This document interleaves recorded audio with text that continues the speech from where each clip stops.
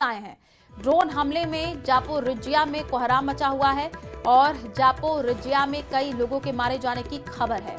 तो बड़ी अपडेट आपको दे रहे हैं। यूक्रेन पर रूस का बड़ा ड्रोन हमला, तस्वीरें आई हैं।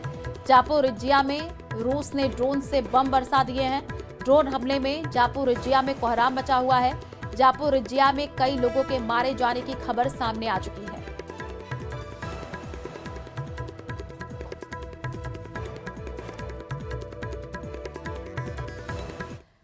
और ट्रंप की वजह से रूस ने यूक्रेन में भयानक हमले शुरू कर दिए हैं। वजह है जिनेवा में हुई बैठक, जहां यूरोप के देशों ने ट्रंप के बनाए मसौदे में कई बड़े बदलाव कर दिए हैं और इस बात ने पुतिन को और भड़का दिया है।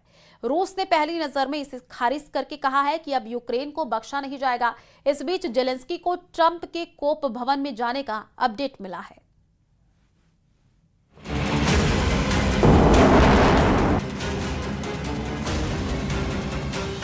जैसे आसमानी बिजली कड़कती है, जैसे मौत बांटने वाली बिजली गिरती है, वैसे ही दृश्य कीव में रात को दिखते हैं। अचानक बहुमंजिला इमारत से ड्रोन टकराता है, जोरदार धमाका होता है।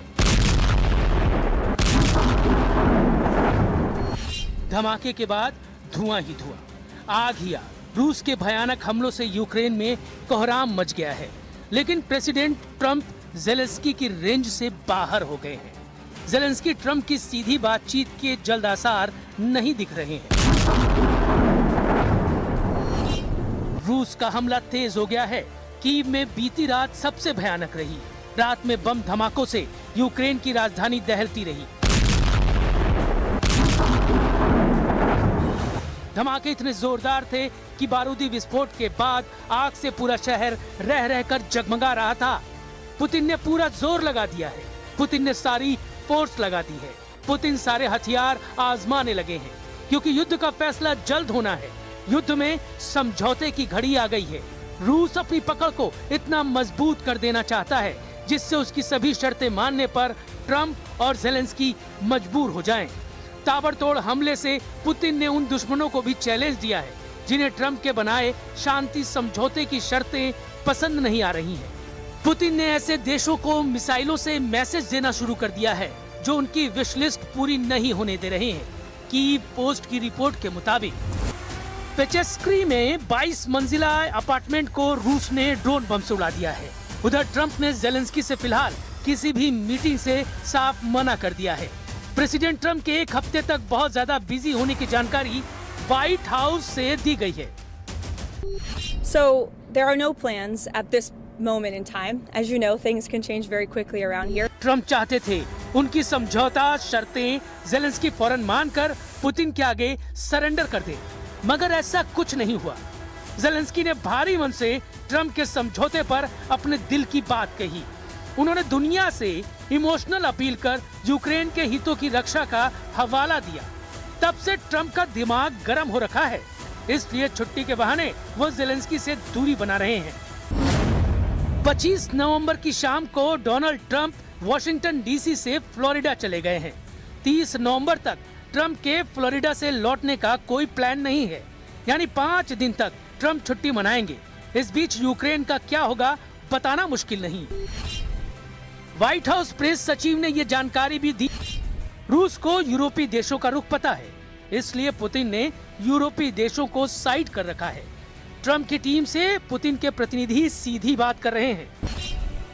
हालांकि ट्रंप के बनाए रोड मैप पर शांति समझौता फ्रांस को नागवार गुजर रहा है। प्रेसिडेंट इमैनुअल मैक्रो ने दो टूक लहजे में कहा कि वो यूक्रेन को सरेंडर नहीं करने देंगे। यूरोप के देश ट्रंप के पीस प्लान पर हुए खुलासे के बाद से भड़के हुए हैं। जब से यूक्रेन के दोस्त देशों को पता लगा है कि ट्रंप के बनाए समझौते की स्क्रिप्ट किरिल दिमित्रीव ने लिखी है, तब से हड़कंप मचा हुआ है। किरिल दिमित्रीव को पुतिन का सबसे भरोसेमंद बिजनेसमैन लीडर कहा जाता है, जिन पर अमेरिका ने बैन लगा रखा था। लेकिन अब खुलासा हुआ है कि इन्हीं किरिल दिमित्रीव ने मियामी के एक आलीशान होटल में बैठकर ट्रंप का पीस प्लान बनाया। रिपोर्ट्स में दावा किया जा रहा है कि अमेरिका में ब्लैकलिस्टेड किरिल दिमित्रीव की लिखी शर्तों पर ट्रंप ने समझौता मसौदा बना रखा है। रिपोर्ट्स के मुताबिक मियामी मीटिंग के बाद पुतिन ने अपने वफादार किरिल को जो मिशन सौंपा उसे उन्होंने बखूबी निभाया, मगर अब ये बात उजागर होने से पर्दे के पीछे अमेरिका और रूस की सीक्रेट डील का शक जताया जा रहा है। उधर लेटेस्ट अपडेट ये है कि ज़ेलेंस्की की अपील पर शांति समझौते में कई अपडेट किए गए हैं। रिपोर्ट्स के मुताबिक 28 पॉइंट्स को कम करके सिर्फ 19 शर्तें ही अब समझौते में रखी जा रही हैं। अमेरिका और यूक्रेन ने स्विट्जरलैंड में बैठक के बाद ये बदलाव किए हैं। ऐसे कई बदलावों के बाद ज़ेलेंस्की खुश नजर आ रहे हैं, लेकिन क्रेमलिन को नए मसौदे का इंतजार है, जिसके बाद ही बात फाइनल होगी। रूस के विदेश मंत्री सर्गेई लावरोव ने एक बार फिर से दोहराया है कि यूरोपीय देशों की जगह पश्चिमी देशों का लीडर अमेरिका को माना जा रहा है। मतलब शांति समझौता पुतिन की मर्जी और ट्रंप की रजामंदी से ही होना है। मगर 5 दिन के सस्पेंस का क्या? ट्रंप ने अगर 5 दिन तक कुछ नहीं किया तो यूक्रेन को भारी नुकसान उठाना पड़ सकता है। रूस ने तेजी से यूक्रेन में आगे बढ़ना शुरू कर दिया है। रूस के डिफेंस मिनिस्ट्री ने ये वीडियो रिलीज किया है। यूक्रेन के प्रोकोवस्क में भयानक हमले के बाद रूस के सैनिक शहर में घुस गए हैं। प्रोकोवस्क के 2 जिलों पर रूस ने कब्जा कर लिया है। पुतिन आर्मी जिस तूफानी तेजी से यूक्रेन को रौंद रही है, उससे जल्द ही ये राजधानी कीव तक धावा बोल सकते हैं। पुतिन को मिली 5 दिन की मोहलत बहुत बड़ा उलटफेर साबित हो सकती है। प्रेसिडेंट ट्रंप ने अगर ज़ेलेंस्की को ज्यादा देर वेट करवाया तो मुमकिन है वो यूरोपीय देशों के पास भागे, जो फिलहाल यूक्रेन को हर तरह से मदद का भरोसा दिला रहे हैं। लेकिन यूरोप की युद्ध में एंट्री हुई तो पुतिन को एटमी धमाके का बहाना मिल सकता है।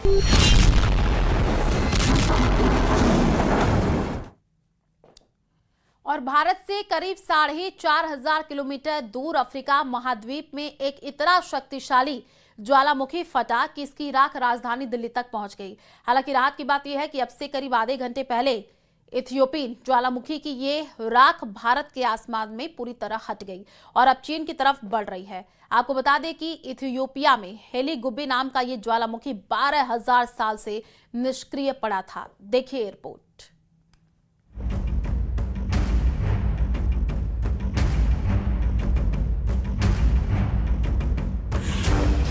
जब आसमान में दिखा राख का गुबार, राख वाले बादल कर देंगे हैरान। राख के बादल ने तय की 4300 किलोमीटर की दूरी। हेली गुब्बी का भारत पर असर।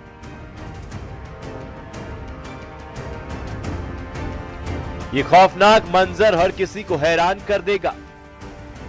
सैटेलाइट तस्वीरों से देखिए कैसे लावा धधक रहा था और कैसे फूटा धरती के अंदर धधकता ज्वालामुखी। ज्वालामुखी हेली गुब्बी। हैरानी की बात तो यह थी कि जो वोल्केनो शांत पड़ा था उसमें अचानक हलचल कैसे हुई। आसमान में राख के बादल, गुबार दिखा या कहीं राख वाले बादल। आखिर कहां फटा है ये ज्वालामुखी?